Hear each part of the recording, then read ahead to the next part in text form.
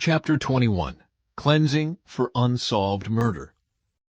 When you are in the land the Lord your God is giving you, someone may be found murdered in a field, and you don't know who committed the murder. In such a case, your elders and judges must measure the distance from the site of the crime to the nearby towns. When the nearest town has been determined, that town's elders must select from the herd a young cow that has never been trained or yoked to a plow. They must lead it down to a valley that has not been plowed or planted, and that has a stream running through it. There in the valley they must break the young cow's neck.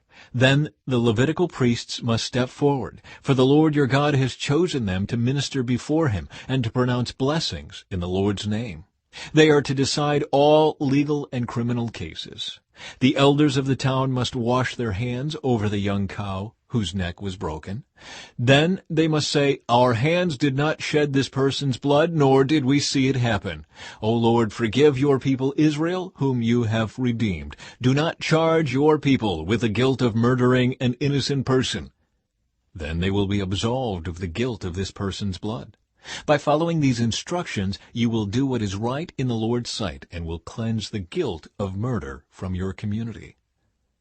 Marriage to a captive woman.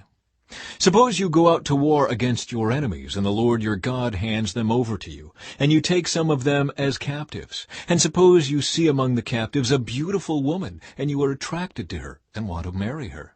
If this happens, you may take her to your home, where she must shave her head, cut her nails, and change the clothes she was wearing when she was captured.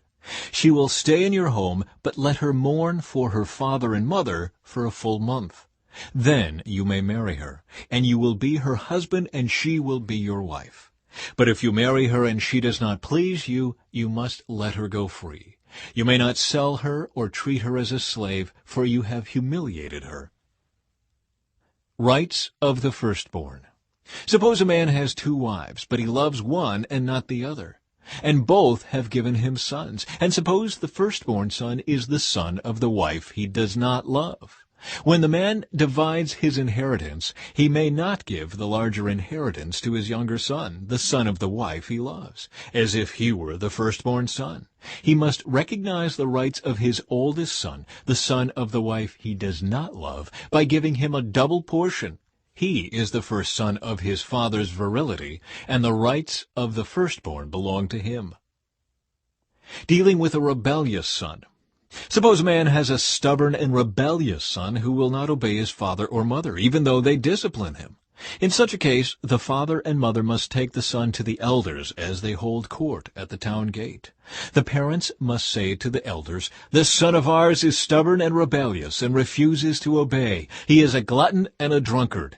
Then all the men of his town must stone him to death. In this way you will purge this evil from among you, and all Israel will hear about it and be afraid.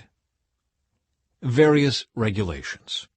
If someone has committed a crime worthy of death and is executed and hung on a tree, the body must not remain hanging from the tree overnight. You must bury the body that same day, for anyone who is hung is cursed in the sight of God.